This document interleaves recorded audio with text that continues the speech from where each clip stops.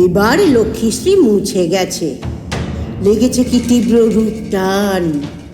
এইবার পথে বেরোলেই সকলের চক্ষু টান টান।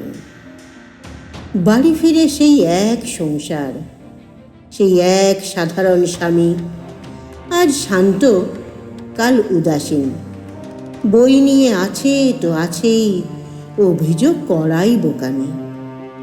অবশ্য মানুষটা ভালোই, নেশা নেই, ঠিক সময় ফেরে, অসুখ হলে উতলাও হয়, ছুটি নেয়, সেবা যত্ন করে, আমি ছাড়া অন্যকে জানে না।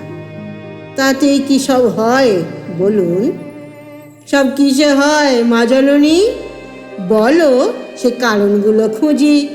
এই বাড়ি ছাড়া অন্য বাড়ি গেলে সব পেয়ে যেতে বুঝি। সারাদিন সেই এক সংসার, সেই এক জানালা আর ছাদ।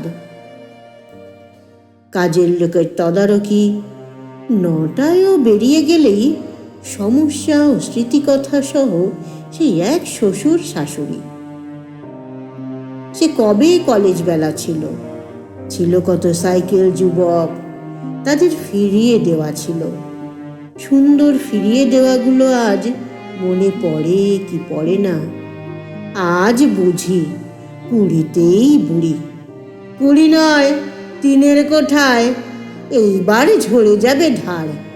দিন বুঝি দিন চলে গেল চোখ থেকে মুগ্ধতা পাওয়ার। কয়েকদিন পরে কেউ যদি না তাকায় আর। আজ আরো ছোট হোক চুল, খাটো হোক অঙ্গের বসন, আরো যত্নে মাজা হোক ত্বক, আরো তীব্র বাঁকা হোক ভুরু। এইবার পথে বেরোলেই কে জিনিস বেরিয়েছে গুরু।